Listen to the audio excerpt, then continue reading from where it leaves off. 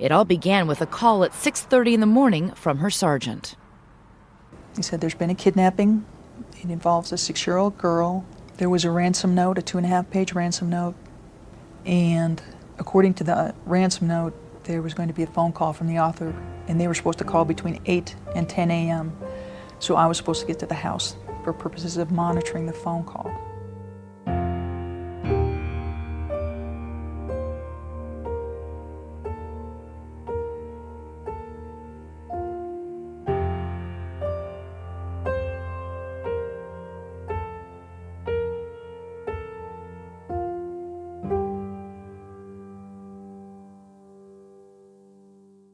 FBI agent Ron Walker arrived at the police department headquarters at 1805 33rd Street in downtown Boulder at approximately 11 a.m. on December 26, 1996. A behavioral analyst working out of the Denver field office, Agent Walker was given the nod at 8:15 that morning after Boulder PD Sergeant Bob Whitson called in to inform the FBI of a kidnapping on a quiet street in one of the city's better neighborhoods. After waiting another 45 minutes at the station, Walker received a briefing from Sergeant Larry Mason, who went over everything the department knew so far. It was strikingly little. Just before 6 o'clock that morning, the Boulder Police Department had received a 911 call from the Ramsey household at 755 15th Street, reporting a kidnapping and a ransom note. The victim was a 6-year-old child beauty pageant star, and the only suspects listed so far were an ex-employee of the father's company Access Graphics and a housekeeper, while the note's author had referred to the perpetrator, in fact, perpetrators, as a small foreign faction unhappy with the American government. Police had searched the house twice and found no sign of a break-in, though a family friend by the name of Fleet White discovered a broken window in the basement. The fact that Fleet White had been allowed to walk around the house without an officer present at all may have struck Walker as odd, but the ransom note was the real eye-catcher. The first thing that caught my eye about the note itself, he later told the team working on the CBS docuseries The Case of JonBene Ramsey, was the length of the note. He described the 2.5-page letter as highly unusual in the realm of kidnappings, a sentiment Detective Steve Thomas described as common amongst the FBI agents who viewed the document. Thomas himself would later call it the War and Peace of ransom notes, but that wasn't the only oddity. One of the first portions of the letter that stuck out to Agent Walker was the small foreign faction aspect. If you're gonna kidnap somebody, he said, what you're gonna do is convey an image of authority and power. The fact that this rather verbose note said otherwise, likely in conjunction with the fact that the demanded sum was both lower than normal and a very specific number, led him to believe that the note was a red herring, something planted to throw off any investigation. As Walker mulled over the note at Boulder Police Department headquarters, he was made aware of yet another development. At about noon, Sergeant Mason had received a page from Detective Linda Arndt, who informed him that she had not seen John Ramsey in about an hour and a half. For most of the morning, John had been bouncing around the first floor of the home as the police anxiously awaited a call from JonBene's captors. Expected to come sometime between 8 a.m. and 10 a.m., those hours had come and gone without any contact from the kidnappers. But neither of the Ramseys seemed to notice. Detective Arndt found that odd, though, according to former FBI profiler and Ramsey attorney consultant John Douglas, Ramsey considered that since it was unknown at which time the note was written, tomorrow could have meant the 27th, but it was hard for anybody to be sure. Either way, it meant that something wasn't right with this situation, and JonBene's bedroom was taped off for evidentiary purposes at 10:30 a.m. With little else to do at the home and a change in strategy required, the majority of the police presence at the Ramsey house was called back to the department. And this left Detective Linda Arndt and Officer Rick French as the sole police officers there to keep track of 7 civilians, all of whom were now witnesses to the crime scene. French had to guard the door, and it may have been because of this lack of manpower that Arndt lost track of John Ramsey around 10:40 a.m. When the missing girl's father reappeared around noon, Detective Arndt found him reading his mail in the dining room, noting that one leg was bouncing up and down,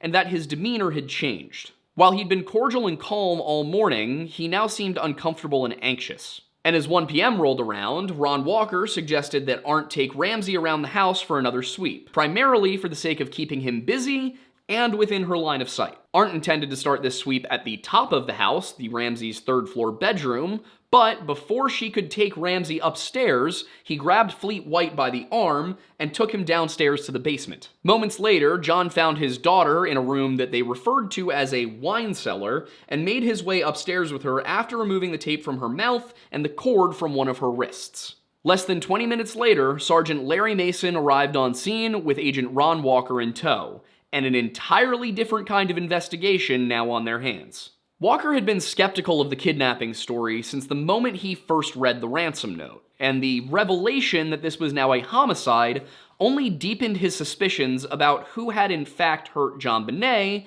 as well as if there was ever a kidnapping at all. The statistics were clear. When a child is murdered in the home, it is almost never by a stranger, and more often than not, a family member is the one who perpetrates the crime. On the other hand, this was a wealthy family with a locally famous daughter, so it was within the realm of possibility that someone had in fact broken into the home, taken JonBene, and, whether they originally planned to or not, killed her. The evidence left behind would tell investigators which it was, but they were going to need a lot more of it to come to any sort of conclusion. When Walker entered the Ramsey home, he saw that JonBene was placed in the living room by the Christmas tree, but was informed that she had actually been found in the basement. When John brought his daughter upstairs, he had initially placed her body on the floor in the foyer, and then Detective Linda Arndt moved the body a second time. The detective should have known better than to do so, but the more pressing matter was the fact that the body was no longer in the location in which it had actually been found. Not only did this make it more difficult to collect evidence, but the removal of the tape and cord, as well as John's decision to lay a blanket over top of her, contaminated the remains even further. If the situation wasn't already bad enough, it became even worse when Patsy Ramsey threw herself over her daughter's body and began weeping. In addition to that, Fleet White had handled the tape, and his and everyone else's fingerprints, shoe prints, and DNA were all over the house. For the forensics people, this was damn near the worst case scenario. The crime scene was a disaster, and even though homicide is usually handled by local or state authorities, it would have been a waste to forgo Ron Walker's presence as an experienced set of eyes and ears. To that end, he accompanied Sergeant Mason as the officer made his way into the basement. The first thing the agent noticed upon entering the train room was the set of 3 windows seated near the top of the wall, in particular, the broken one. Beneath it lay a suitcase, which led Walker to question if perhaps the plan had been to conceal JonBene's body within the suitcase in order to remove it from the crime scene. Walking around to the so-called wine cellar, in reality an old coal room according to John Ramsey, Mason and Walker made their way into the small windowless chamber. The lights were on, and on the ground lay the blanket JonBene had been wrapped up in when she was found, as well as a pink Barbie nightgown, allegedly her favorite. Puzzling, he thought, and it was not to be the last puzzle of the day. At approximately 1:40 that afternoon, Detective Bill Palmer overheard Ramsey speaking on the phone and making arrangements to fly to Atlanta that afternoon or evening. Due to the nature of the situation, Palmer politely informed the father that he couldn't leave town as he would need to stay to assist in the investigation of the murder of his daughter. Thinking the episode slightly odd, Palmer proceeded to tell Mason about what he had heard. The sergeant approached Ramsey and asked him why he felt the need to go to Georgia, at which point John reportedly explained that he had to leave to attend a meeting he couldn't miss. Earlier that morning, John and Patsy had told investigators that it had been their plan to fly to Michigan on the 26th. It took some convincing, but Sergeant Mason was eventually able to convince John Ramsey that it was really best for everybody if he stuck around. The first 48 hours of any homicide investigation are crucial to solving the case, as this is the time frame in which the crime scene is the most pristine, memories are most fresh, and the police have the most control over the flow of information. At this point, they were already dealing with a botched crime scene, so it was of paramount importance that the Ramseys be around to answer questions for the investigators. With the house designated as a crime scene and the police adamant that the Ramseys must remain in town, they needed to find a place to stay for the night. It was ultimately determined that they would stay with the Fernies, who were the first set of family friends to arrive that morning. The Ramseys were picked up by a taxi at approximately 2:15 that afternoon, and by 2:35 p.m., the only person remaining inside of the Ramsey home was a lifeless JonBene. Back at the police station, Commander John Eller gathered everybody relevant to the case for a briefing. Present in the room were prosecutors from the DA's office, several victim advocates, the city's public information officer, and 3 FBI agents, including Ron Walker, but that would not last very long. Homicides aren't federal offenses, so this was in Boulder's hands. Walker advised Eller to look at the parents, and then he and another agent from Denver left, promising future FBI assistance if it were needed. Another agent local to Boulder reportedly stuck around to help. But other than that, it was up to Commander Eller and the DA's office to get to the bottom of this and then prosecute the case. Eller's first order of business was securing interviews with the Ramseys, though they were not being considered as official suspects at the time. That honor fell first to Linda Hoffman Pugh, who had been named by Patsy Ramsey as a potential perpetrator. The family's housekeeper was one of the few people to whom the Ramseys had entrusted a key to the home. And Linda had recently asked for a $2,000 loan in order to cover some expenses such as rent. Police had already established surveillance at her Fort Lupton home, and it was suggested that they obtain a warrant for a search of the premises as well. In addition to that warrant, officers were also interested in obtaining access to John Ramsey's office at Access Graphics, as the ransom note specified a number that only a family member or someone with access to John's records would know, his $118,000 end-of-year bonus. An additional development was with regard to the ransom note, which had been placed under the care of Detective Jeff Kithcart. While at the scene earlier that day, Sergeant Bob Whitson had requested writing samples from both parents, and it was reported that, without hesitation, John Ramsey had picked up 2 tablets of white-lined paper, one from a countertop and the other from a hallway table a few steps from the spiral staircase, and handed them to the policeman. One, mostly full of notes about business, Whitson had labeled John.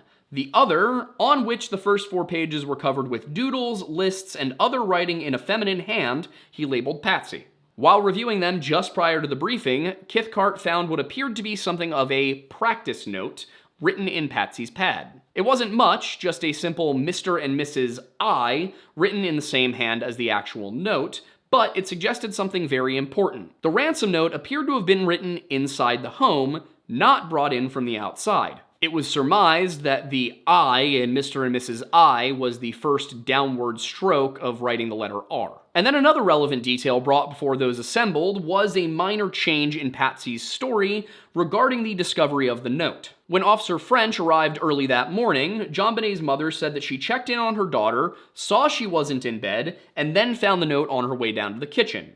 Later on, she told Detective Arndt that she found the note first and checked in on JonBene as a result. A potentially insignificant inconsistency, but at this stage of the investigation, and with so little actually known for certain, every little discrepancy needed to be looked at under a microscope. Police wanted handwriting samples, notes, pens and paper, tape, and cord, Steve Thomas wrote. Within minutes, they were off and running. But as the hours passed, the search warrants for John's office and the actual Ramsey household did not materialize. Commander Eller asked where the search warrants were, Thomas continued, and was told the district attorney's office was demanding a string of rewrites and revisions. In particular, they were holding up the warrant for the Ramsey properties. According to Thomas, Eller knew that a detective could normally hammer together such a warrant in an hour, but this one was stalled until the DA's office would turn it loose. Until the detectives could get their hands on a warrant, they would need to content themselves looking for evidence outside of the Ramsey home. All right, okay, it's been about an hour and a half. Probably got another 3 hours or so to go.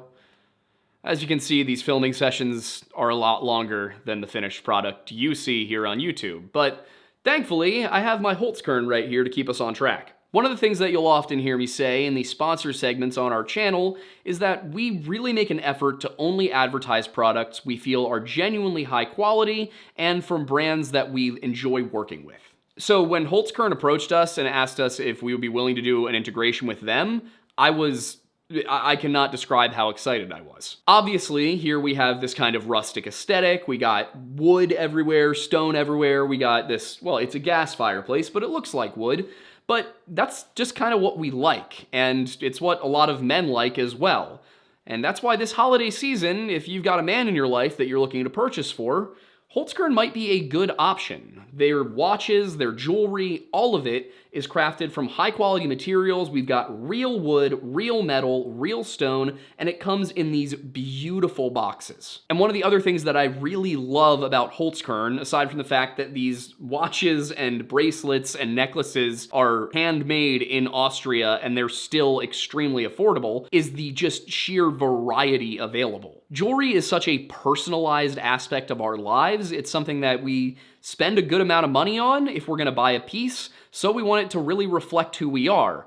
And when you go to Holtzkern's website, you can see that there are just so many options. And it's not just options for men. They make watches for women, they make necklaces for women, they make bracelets for women. I think there's even rings, if I'm not mistaken. And another really cool thing, just something that I think is very special about this brand, is that each one is made with real wood. And that means that you're gonna have a different pattern, you're gonna have different grain than any watch, even of a similar model. And right now, if you're catching this video when it premieres, then it is the Christmas season, and it is the perfect time to give the gift of Holtzkern. Orders typically take 2 to 5 business days to arrive, so if you place your order by December 19th, they guarantee it will get to you by December 25th. So if you think that a Holtzkern watch, bracelet, necklace, anything is the right gift for somebody in your life, or if you just want to get something nice for yourself, then you can go to holtzkern.com/lorelodge to get 15% off this holiday season. That is holtzkern.com/lorelodge and use code lorelodge at checkout to get 15% off site-wide this holiday season.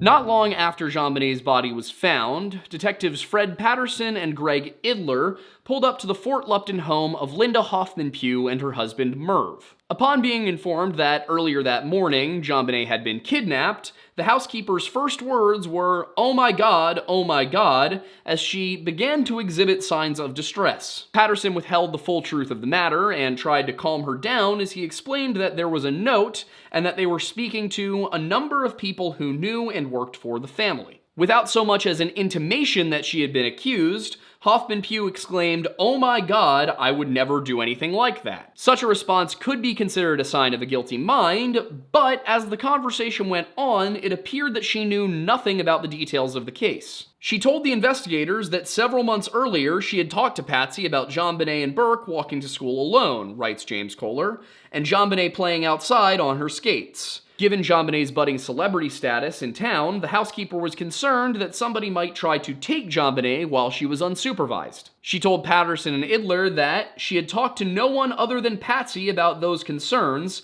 and proceeded to answer a number of questions. Despite her anguish, she was able to provide a few nuggets of information. She and her husband Merv, who reportedly appeared intoxicated at the time, agreed that it would be difficult to locate the wine cellar unless one was familiar with the house. All you gotta do is turn around in that goddamn place, Merv offered, and you don't know where you're going. Police were aware that the layout of the home was complicated, to say the least, but what they hadn't been told was that JonBene actually had problems with incontinence. Linda explained that for the first 6 months she'd worked there, JonBene wet the bed every night and Patsy even had the girl in pull-up diapers. The problem resolved itself for a time, but it had resumed about a month prior to this interview. In addition, she'd once found fecal matter the size of a grapefruit on JonBene's sheets. As for the $2,000 loan request that caused Patsy to name Linda Hoffman Pugh as a suspect, she explained that she needed the money to pay rent, some dental bills, and some truck repair bills. She would repay the loan by having $200 a week taken out of her paycheck until the full amount had been repaid. Finally, after the questioning had gone on for some time, Linda and Merv asked the detectives if JonBene was gone or if she was still missing at that moment. Patterson then had the unfortunate responsibility of explaining to Linda Hoffman Pugh that JonBene Ramsey had been murdered, and the housekeeper's reaction seemed nothing short of pure devastation. She screamed, Kohler writes, and broke down so completely that the investigators were unable to complete as thorough an interview as they had desired. Linda was inconsolable and was wailing in sympathy for Patsy, who she said she loved like she was her own daughter. The detective decided that it would be best to return the following day, after the woman had time to collect herself and process the information.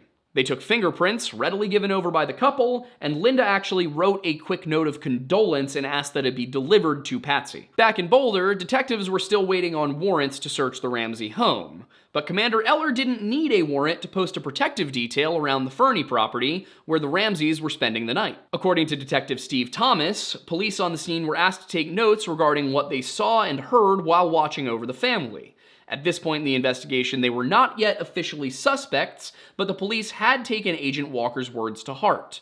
Look at the family. Officers assigned to that detail reported that, throughout the night of December 26th, they watched John and Patsy alternately sleeping, roaming the halls, and just sitting around, seemingly lost to the world, and they rarely spoke to one another. Patsy specifically spent much of the evening in a stupor on the living room floor after taking a Valium issued by Dr. Francesco Boff, her children's pediatrician and a family friend.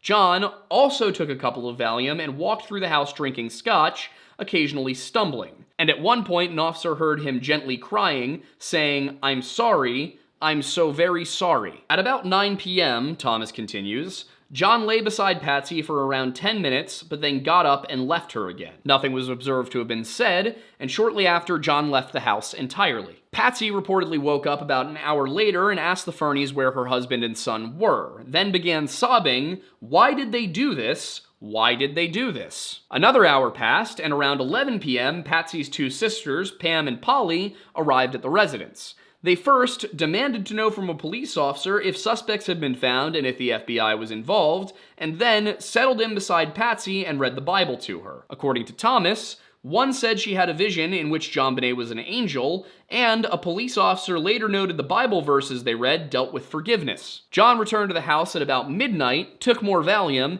and then went to sleep on the floor. Patsy, distraught, woke up occasionally throughout the remainder of the night to ask for more Valium and expressed that she no longer had a reason to live. While police monitored the situation at the Fernie residence, crime scene techs under Detective Mike Everett were preparing to return to the Ramsey house. It had taken hours, but police were eventually able to get a warrant to search the property approved late that night, and investigators finally returned to the Ramsey home to continue their processing of the scene, where the seal on the front door was broken at 20:36 hours on the evening of December 26, 1996. Inside the sprawling maze that was 755 15th Street, CSIs carefully worked their way through the residence, James Kohler wrote, videotaping the premises before any additional processing took place. The footage was eerie. Anything left out in the home from that morning could be a clue as to what happened. The bowl of pineapple and milk that was found sitting out on the dining room table could have been a midnight snack. The Maglite brand heavy-duty flashlight sitting on the kitchen counter could bear the prints of an intruder. Some clues, however, were less straightforward. On the stair landing just outside the victim's bedroom were a washer and dryer and some wall cabinets, wrote Steve Thomas, and the door of one cabinet stood wide open, with a large package of pull-up diapers hanging halfway off the shelf. Strange, given the age of the children in the home, but possibly connected to the bedwetting issues. As the videographer made his way through JonBene's bedroom and into her bathroom, his camera recorded a child-sized red turtleneck sitting on a counter next to the sink, not dissimilar from the one Patsy had described JonBene as having worn to bed when she first spoke to Officer French. A couple of odd brown stains marked the floor next to JonBene's bed, but aside from that, the room looked like that of any 6-year-old girl of the Ramsey family station. The tech completed his videotaped scan of the home, and then it was time for medical examiner Dr. John Meyer to get to work on his somber task. He removed the blanket that John had thrown over JonBene's torso, and the sweatshirt Fleet had used to cover her feet. Her blonde hair was up, formed into 2 ponytails, and she wore a white long-sleeve t-shirt with a silver sequin star on the chest, as well as long johns that appeared stained with urine. As Meyer turned her body over, he uncovered something embedded in the flesh of JonBene's neck. Her killer had wrapped a white cord around her throat, tied off at her spine by a slip knot, with the other end knotted around a straight, varnished stick broken at both ends. It was a garrote, and one in which JonBene's gold cross necklace had become entwined. Meyer also took note of several other visible injuries aside from the garrote, which itself appeared to be the most likely instrument for the cause of death. Below her right earlobe and right jawline were 2 abrasions with a small amount of blood around the nasal passages. Also of note were the wrist bindings, one of which John had pulled off when he initially found the body. The process took only 7 minutes, and Meyer zipped JonBene into a body bag without performing 2 routine procedures that would have helped establish the time of death, those being the sampling of vitreous fluids from the eye and checking internal body temperature. Any determination would need to be made the next day. With Dr. Meyer's work finished, the CSI team got about the rest of their business, with particular interest paid to the basement. In the train room, investigators took a detailed look at the broken window. It was the middle one in a set of 3, all of which were a uniform 18 by 30 inches. There was a large hole in the top left pane where the glass had been shattered, and there was no screen on the exterior side. According to Detective Steve Thomas, one of the techs noticed pieces of glass outside of the window and a scuff mark on the wall, while the dust, film, and debris on the windowsill were undisturbed. Outside, the narrow well was covered by a black iron grate, upon which they found intact spider webs still attached from the grate to the bricks. In addition to the spider webs found on the grate, there were also spider webs in the corners of the window that themselves did not appear to have been disturbed either. And after taking a look at the foliage surrounding the grate, the techs noted that it too appeared to be undisturbed. While the window was just large enough for a grown man to slip through, it certainly did not appear that anyone had done so recently. On the other side of the basement, around the corner and through the boiler room, Detective Mike Everett discovered a half-dozen oil paintings on canvas and an artist's plastic tote box belonging to Patsy. Something inside that box caught the investigator's eye. It was a narrow, broken stick splotched with color. It would soon be determined that the size and breakage pattern on this stick matched that of the garrote handle,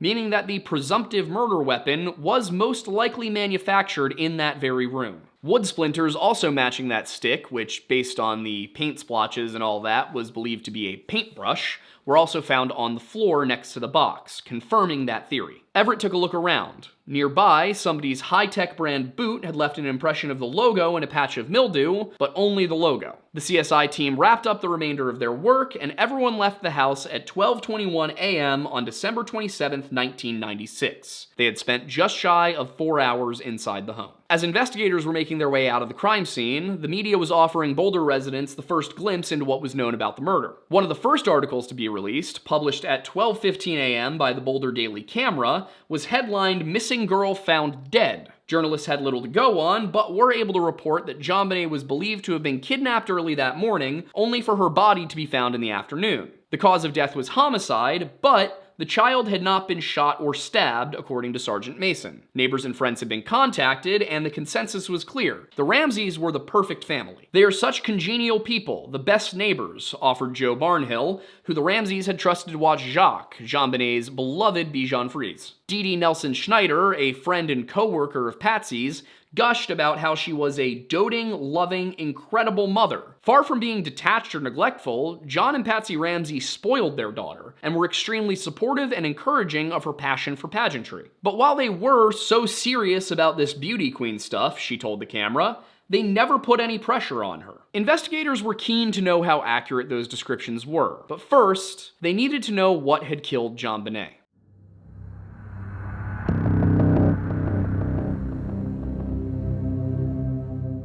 Dr. John Meyer began the autopsy of JonBene Ramsey at 8:15 a.m. on December 27, 1996, with detectives and the DA office staff in the room. First, the ME covered his initial examination of the body from the previous evening, describing how she was lying on her back, her head turned to the right side, and her arms extended out over her head. Immediately visible were the ligatures around her wrists and neck, as well as a small area of abrasion or contusion below the right ear, and a prominent dried abrasion on the lower left neck. Next came the exterior examination. Meyer noted that JonBene wore a white collarless long-sleeve shirt with a silver sequin star on the chest. Tied loosely around her right wrist over top of the sleeve was a loop of white cord tied with a knot. One tail of the knot extended 5.5 inches in length and terminated in a frayed end. The other tail measured 15.5 inches and had been tied off to form another loop at the other end. The tail of that knot also terminated in a frayed end. Up near the right armpit was a dried brown stain measuring 2.5 inches by 1.5 inches,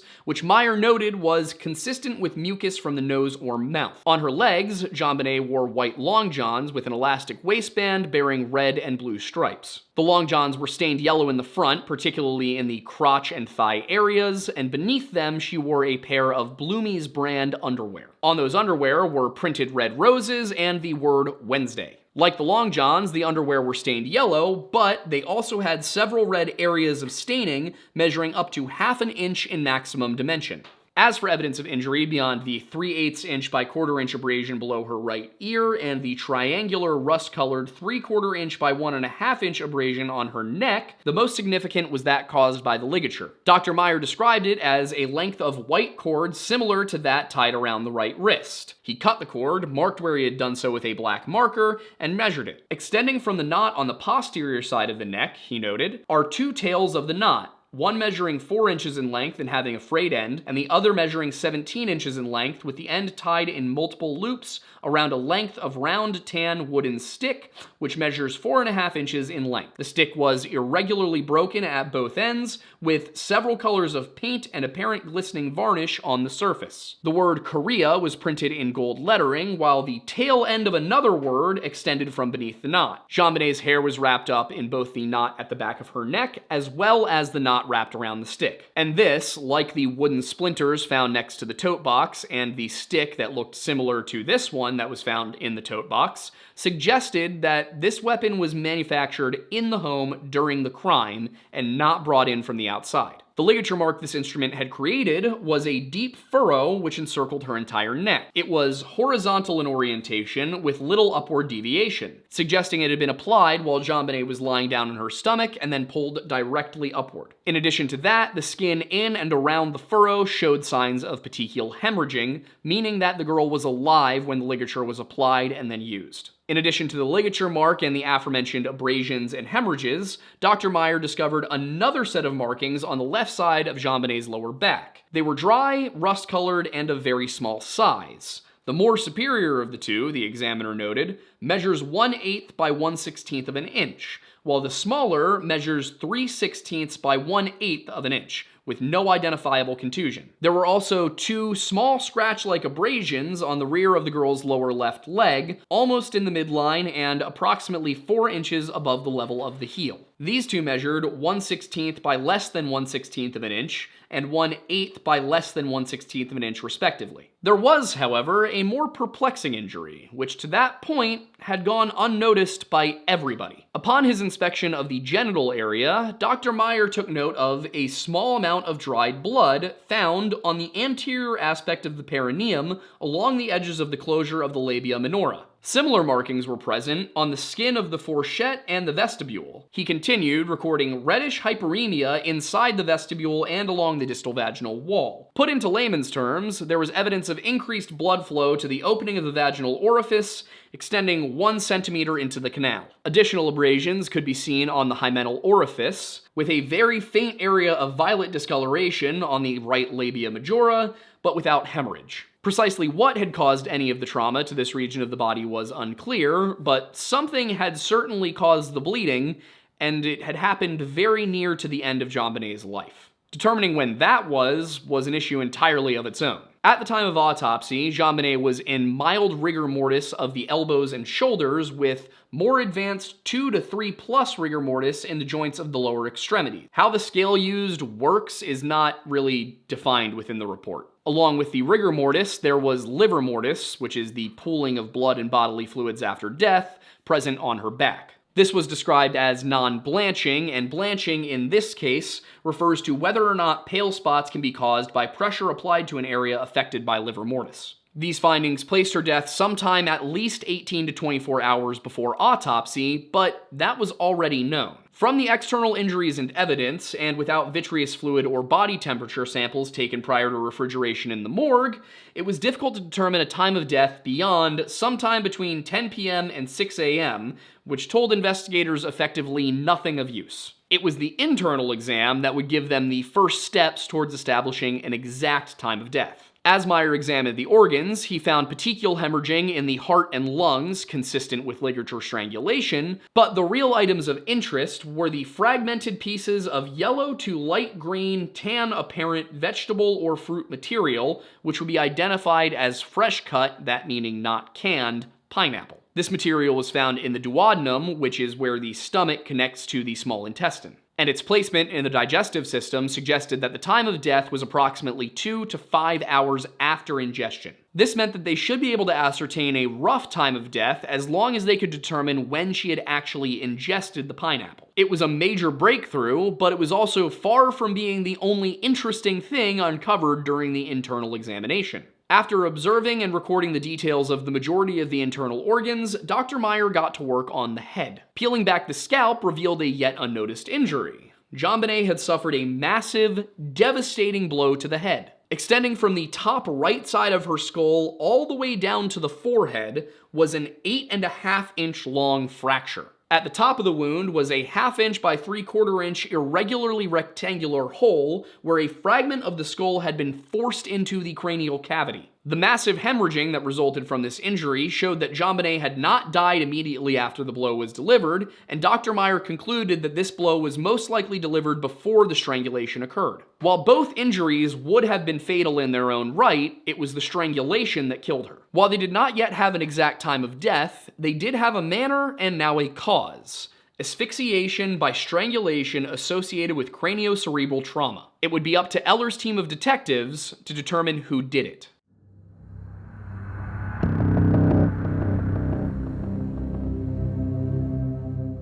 Detective Steve Thomas was driving home from Denver. It was late, sometime after midnight on December 27, 1996, and the tired narcotics detective was on vacation. It was during this drive, with his wife of 8 months seated next to him, that he first heard about the case that would consume the next year and a half of his life. The radio crackled out the news story. A 6-year-old girl had been murdered in her home in a wealthy neighborhood of Boulder, apparently the victim of a kidnapping attempt gone bad. The detective was perplexed by one particular aspect, that being the fact that both a ransom note and a body were found. Why, he asked himself, would a kidnapper who wanted ransom money murder his victim and leave the body at the scene? It seemed an odd decision by a financially motivated perpetrator. Even dead, the detective wrote in JonBene Inside the Ramsey Murder Investigation, the body was valuable collateral because the family, unaware of the death, might still pay the money. Some 8 hours later, Detective Thomas was sitting at his kitchen table reading the newspaper when the phone rang. He picked it up and heard the voice of his former SWAT team partner, Detective Ron Gosage, on the other end. Commander Eller wanted only his best for this case, and that meant pulling some of his people off of their assignments. According to Thomas, the Boulder Police Department had been eviscerated by resignations over the past several years, largely due to the policies and priorities of Chief Tom Kobe and Boulder County District Attorney Alex Hunter. Eller himself had originally come to quiet, generally safe Boulder after leaving the much more intense Miami, Florida Police Department. His superior, on the other hand, was not cut from the same cloth. Chief Kobe was appointed in 1991 to bring more sensitivity to the department, a man who quite literally held the motto of "police others as you would have them police unto you." Kobe made a number of changes when he took over the department. Division chiefs and lieutenants were replaced with a new title of commander, which became the sole rank between sergeant and chief. The new chief also abolished inspections, scrapped the rules and regulations book, and replaced the standard field training manual with a value-based directive system that was more philosophical than practical. The cops felt hamstrung. The street skills of officers eroded, writes Thomas, and experienced cops went elsewhere rather than be a part of the new culture. For Thomas, a veteran officer who began his career with the Wheat Ridge Police Department and then moved into their undercover division before transferring to Boulder in the same year as Kobe, it was stifling. When he uncovered a prostitution ring operating out of the city's nicest hotel and successfully shut it down, the city swept it under the rug and declared there was no prostitution problem in Boulder. Despite the fact that prostitution frequently goes hand in hand with sex trafficking, he was subsequently ordered not to work such cases unless there were public complaints. And this wasn't the only time. Once, Thomas and several other officers responded to a call regarding an enraged psychotic suspect who was waving 2 butcher knives in a busy downtown intersection on a hot summer day and screaming that someone is going to die. The man ended up charging Thomas, who proceeded to shoot him twice with his service weapon, apparently without killing him. Rather than being commended for putting his own life in danger in order to help others, he was reprimanded by Deputy DA Pete Hofstrom, who asked, "Couldn't you have just hit him with a stick or something?" The following year, while working with the SWAT team, Thomas once again had to fire his weapon, this time at a suicidal armed suspect who had already shot at his wife. The man pointed a pistol at the officers, and Thomas did what he should have done in that situation and shot him 3 times. This time, the suspect did not survive. Once again, Internal Affairs was none too pleased, and the officer was forced to take conflict resolution classes. So, when the Ramsey investigation began, Thomas was one of the few detectives left on the staff who had any experience with violent felonies, and Eller needed him more for this than he needed him working undercover narcotics. So it was that on the morning of December 27, 1996, Detective Steve Thomas shaved his beard, put on his suit, and made a mental note to get his long hair trimmed. Upon arriving at the station that morning, he learned that the autopsy on JonBene had been performed earlier in the day and that it had been determined the cause of death was ligature strangulation in association with massive cranial trauma. One of the very first things that police did after assembling their detective team was draft a new warrant for the Ramsey home, with the intention to search for whatever weapon may have been used to strike the girl in the head, and to find any dark fabric which might be responsible for one of the dark fibers found on her body. Though such a warrant should have been granted essentially immediately under such circumstances, the DA's office refused to submit it to a judge for several hours, demanding, once again, rewrites and revisions. When they were eventually able to get into the house, investigators retrieved a red brick with fibers stuck to it from the fireplace and a golf club with blonde hair on it from the backyard. In addition to the search for weapons and fibers, investigators were also tasked with seeking evidence of another trauma. It was the opinion of Dr. Meyer, as well as Dr. Andy Sarantak of the Denver Children's Hospital's Child Protection Team, that JonBene had been subjected to sexual abuse shortly before her death, and that it may not have been the first time. In JonBene's room, detectives looking for further evidence of such a crime noted that ultraviolet light revealed stains on the bed and surrounding carpet, but they were unable to identify what had caused them at the time. In addition to these findings, detectives determined that, aside from the broken basement window, there appeared to be no other possible points of entry into the home. Another potentially interesting discovery was a New International Version Bible on the desk of John Ramsey, open to Psalms 35 and 36. The former begins, "Contend, Lord, with those who contend with me. Fight against those who fight against me. Take up shield and armor. Arise and come to my aid. Brandish spear and javelin against those who pursue me. Say to me, I am your salvation." The first letter of the first word of each of the first 4 sentences, those being contend, take, brandish, and say, formed a familiar acronym when reversed: SBTC. While one team searched the Ramsey property, other detectives worked to interview as many people as possible regarding the events of that evening. Neighbors on 3 sides of the Ramseys were available, and they shared what they knew eagerly. The Colby family, who lived behind the Ramseys, said that their 2 dogs barked every time they heard somebody coming through the alley between the properties.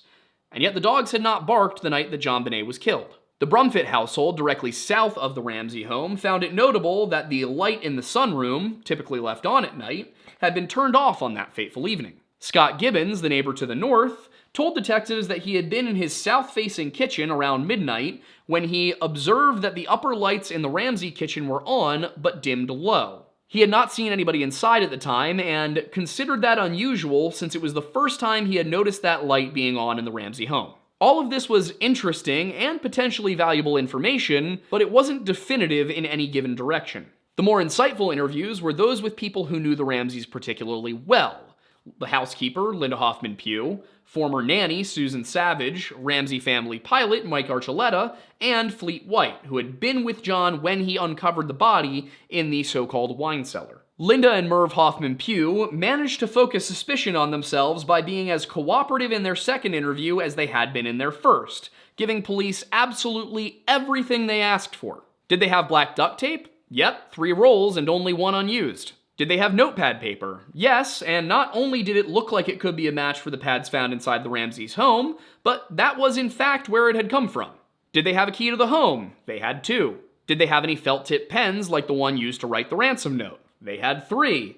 Did they have nylon rope or cord? Yes, and they even had some wrapped around a stick. While not conclusive without further testing, the evidence was not making them look good. On the other hand, whoever wrote that ransom note appears to have been well educated, and neither Linda, who dropped out of school at 15 to raise the first of 6 children, nor Merv, a toothless alcoholic in his 50s, seemed like the type to use the words hence and attaché. The police would have to keep an eye on it. The interview with Suzanne Savage was enlightening as well, although for different reasons. She hadn't worked for the Ramseys full-time in over 2 years, but could recall that the Ramseys were very careful about locking their doors, though they had forgotten she still had a key. She also remembered that JonBene usually slept with her door open, which contrasted with Patsy's earlier statements that the door had been closed on the morning of the girl's death. This posed the question, would a kidnapper really have bothered closing the door? Such an action would be an unnecessary complication of the process, made more difficult by the need to restrain and keep quiet a 6-year-old girl. With regard to the Ramsey family overall, she was very complimentary, with the exception of JonBene's rebellious streak. According to Savage, sometimes JonBene needed to be given a timeout for doing things such as stomping on Burke's Lego creations. When she wasn't antagonizing her brother, however, she enjoyed playing with her toys and painting in the basement, something Patsy had recently taken up as well. What puzzled her was the location of the body. Someone would have to know the house well just to find the little room, she told investigators. Mike Archuleta wasn't particularly familiar with the Ramsey home, but he was able to confirm that John called him twice on the 26th to arrange for a flight to Atlanta in his 1972 twin-engine Beechcraft King Air C-90. Archuleta was already at the airport prepping the plane for its flight to Michigan when John called him the first time, informing the pilot that JonBene was missing. When he called the second time with the news that her body had been found, he asked how long it would take to get the plane ready to fly to Georgia. Archuleta told him 2 hours, but shortly afterward, Fleet White called and canceled the plans to fly. When investigators met with White on the evening of the 27th, they were surprised to learn that Ramsey attorneys and their investigators had already interviewed him earlier in the day. In fact, they'd called him on the previous day as well, just after the Ramseys had left for the Fernies. Beginning with the events on the morning of the 26th, White explained that Patsy called his home phone early Thursday morning. She didn't say precisely what had happened, just that she needed them to come over as soon as possible. It was only upon the Whites' arrival that they were informed of the specifics, that JonBene had been kidnapped, and that a ransom note had been left behind by the perpetrator. Much as with Officer French and Sergeant Reichenbach, White felt that something was off about the situation. It was for this reason that he chose to search the home himself, sometime within the first 15 minutes that he was there. He told the detectives that the year prior, his own 6-year-old daughter, Daphne, had gone missing from his home. She was eventually found somewhere in the house, but as a result of this ordeal, he was very familiar with the feeling of fear that arises when you've lost track of a child. Skeptical of the ransom note, White called out JonBene's name as he poked around the house.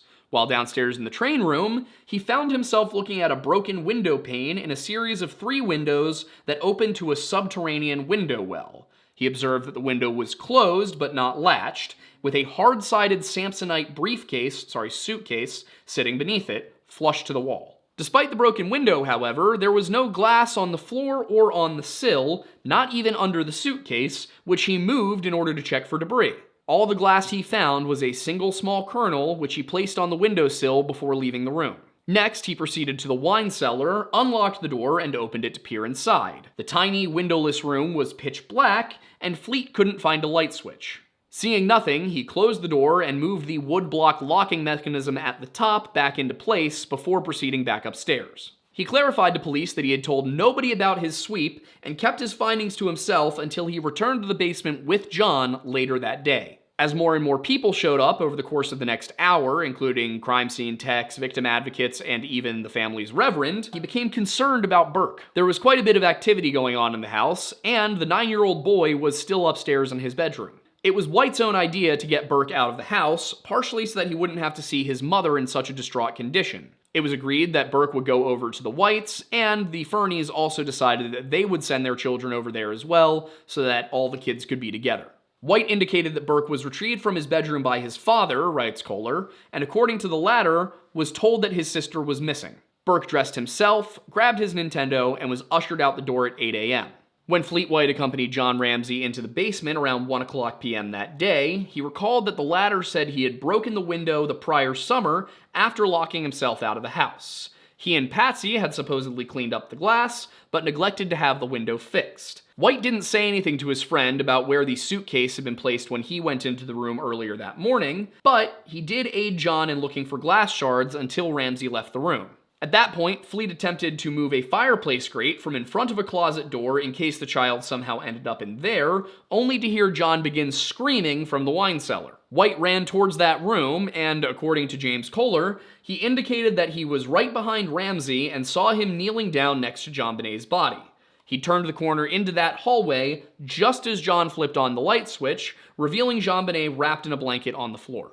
When John brought his daughter up out of the basement, White said that Detective Arndt directed Ramsey to put her down at the top of the basement stairs, and she then subsequently moved the body to the floor of the living room. After Detective Arndt ordered White to watch over the basement stairs to ensure nobody else went down, he again went to the basement and took a look around the wine cellar. He never explained why he did this, but he did tell investigators that he handled a piece of black duct tape from the floor and also handled a cigar box in the room. After that, he went back to the first floor. Curious behavior, but not necessarily criminal. There would need to be more interviews with Fleet White. The most important interview of all, however, was proving rather difficult to conduct. At 9:30 p.m. on the 27th, Detective Arndt and Sergeant Mason knocked on the door of the Fernie home. They were expecting the usual response from the family of a murdered child, that being total cooperation. Instead, John refused to talk to them in private. The grieving parents were flanked by John's brother Jeff, the family pediatrician Dr. Boaf, the family's financial advisor Rod Westmoreland, and a family friend by the name of Mike Bynum. Dr. Boaf said that Patsy wasn't in any condition to be interviewed given her fragile emotional state, while Bynum, an influential local attorney with connections in the DA's office, introduced himself to Arndt and Mason and explained that he would be providing John Ramsey with legal advice. As it turned out, the attorneys who had spoken to Fleet White shortly after 2:30 p.m. on the 26th had been sent by Bynum. The Ramseys had lawyered up. For 40 minutes, the investigators attempted to interview John in the presence of his lawyer, but were unable to learn anything useful about the night in question. John had indeed broken that basement window 4 months earlier, having kicked the pane out with his foot in order to reach through and unlatch it. He emphasized that the grate was not secured by a lock, nor had the window been fixed. Beyond that, Arndt and Mason were informed that Patsy had recently beaten cancer, that this was a hard time of year for the family due to the January 8th anniversary of John's eldest daughter Beth's tragic death in a car accident, and that they planned to bury JonBene in Atlanta next to her older sister. As for suspects, John was still steadfast on Jeff Merrick, and he was considering posting a reward for information about his daughter. Any questions about the actual night of the murder, however, went unanswered, and the Ramseys were non-committal about when they'd be willing to sit for a formal interview. The first 48 hours of any homicide investigation are crucial to solving the case. As this is the time frame in which the crime scene is the most pristine, memories are most fresh, and the police have the most control over the flow of information. As Detective Linda Arndt and Sergeant Larry Mason left the Fernie residence just after 10 p.m., the first 48 hours of the investigation into the murder of JonBene Ramsey came to a close. The crime scene was contaminated beyond salvage, the most important witnesses were refusing to talk, and within the week, the department's grasp on the information available to the public would begin to slip away faster than they could ever have imagined. Solving this case was going to be an uphill battle, and it was one they were already losing. It was only going to get worse. I would love to tell you exactly what it is that we're going to be covering in the next part of this video, but the more I have researched, the more I have written, the more things have changed. This video was not what I expected it to be, and chances are the next one won't be either.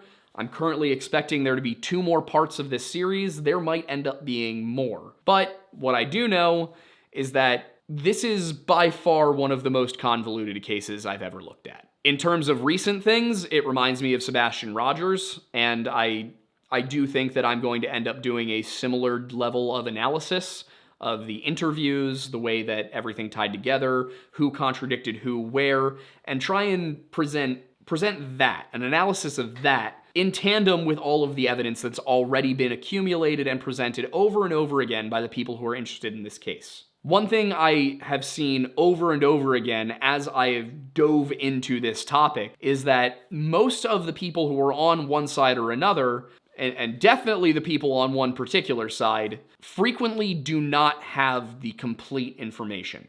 The Netflix documentary on this was just a travesty that I don't think can even really be put into words, because you had all the people who had their opinions before it came out. And then this documentary comes and it just leaves out everything. Anything that might go against the narrative it's trying to present isn't just explained away. For the most part, it's completely ignored. They never bring up the pineapple, for example. They never mention that the DNA samples were incomplete. So in the next couple of videos, I'll be getting into all of that. And chances are, if you're watching these, you probably already know which way I'm leaning, but I will say this. I am not firm on any given conclusion yet. It is possible that as I uncover more evidence, as I go back through more things, my position will change. I don't know for certain whether it will, but I need it to be made clear that I am willing to adjust my perspective based on the evidence. I'm not locked into any one conclusion right now. But this is quite a job. It is something that takes a lot of time. I was up until 4 a.m. most nights of the past 2 weeks. So if you want to support what we're doing here at the Lore Lodge, so I can hopefully, take a break every once in a while, you can subscribe to our Patreon for just $1 a month, or you can join this channel and become a member for just $1 a month. This gets you access to exclusive episodes that are from our Liquored Lore series, as well as a few other perks if you join the Patreon side. That is the one we recommend. Over on Patreon, we also have an original short story that I wrote, several wallpapers that we've created using our logo, and there's going to be new stuff coming up there every now and then. I also plan on putting the full scripts of this show, this episode series, as well as a number of others up on the Patreon. If you're looking for a way to support us that involves you consuming something physical, well, there's a couple of different ways to do that. And I guess you're technically not consuming apparel, I hope. But if you are interested in wearing the Lodge, you can do so by going to bunkerbranding.com and buying from the Lore Lodge section. We currently have 4 t-shirt designs. One is our new logo, one is our old logo, one is our old logo, but it's the Lift Lodge. The deer has a barbell in its mouth. It's very funny, very cutesy, very demure. And then we also have one with the Redacted Media logo on it. If you're less into feeling like you're in our skin and you more want to drink the Lodge, you can do so by going to tableauroastingco.com and purchasing Mount Pocono Perk. That is our signature coffee. I designed it myself. It's very good. I was a barista at an artisan roastery for a very long time, probably about a quarter of my life. I know coffee. As my dad says, I have forgotten more about coffee than most men will ever know. And if you go over there, you can also get Stakuyi/History of Everything's coffee, Lewis and Dark. We actually have a show now with Stakuyi, as well as Roman Helmet Guy. It's called History Unhinged, and it will be debuting in January of 2025. You can currently go subscribe to that channel, and if you want to help us get monetized before the first episode comes out, you can watch the episode on Brian Boru, which is formatted the same way as these Lore Lodge episodes, but it's about the first true High King of Ireland. We also do have other channels. We have The Weird Bible, which is a podcast that we do with Wendigoon, and we will be launching another cool little project on that channel where we'll be sitting down with various men of the cloth from different sects of Christianity to ask their perspectives on different issues within Christian culture, within the Bible, and just kind of get, an idea of what the varying branches of the world's largest religion. Weird Bible is a channel that is by Christians, but not necessarily for Christians. We don't make content that is directed to preach, but rather to inform about the beliefs of, as I said, the world's largest religion. I also have my personal channel at the Aiden Mattis, or just Aiden Mattis. Over there, I haven't done much recently because I have been utterly swamped with work, but I do play games, I do some reaction stuff, some commentary, and every now and then we play some music. So that's something that's worth checking out if you're more interested in, me. And then there are 2 other channels we do have that currently are going through a bit of a renovation period. Those are Off the Record and Boozy Mixologist. They will be returning sometime in early 2025 with a different format. They were originally podcasts. They're now going to be more like these episodes. One is going to be a deep dive on topics in music, such as band histories, things you didn't know about your favorite artists. And then the other one is going to be about mixology, bartending. There's going to be some courses on there. There's going to be how-to videos. And there's going to be, again, some little, here's where this drink came from. Here's why it's popular. Because what we like here most is, all of this is just dressed up history. The last 2 things I'll throw at you, we do have a Discord server. It is the best place to get updates about what we're doing, talk with the community, and just, generally hang out with the vibe of the Lodge. And it will also give you the best updates on when videos are going live, those being these Friday episodes, which are every Friday at 4 p.m., and also our live show, which is every Monday at 7 p.m., except when it's not, and when it's not, we tell you. Oh, and all times are in Eastern. With all of that said, I am Aiden Mattis, I am very eepy, and thanks for stopping by the Lore Lodge.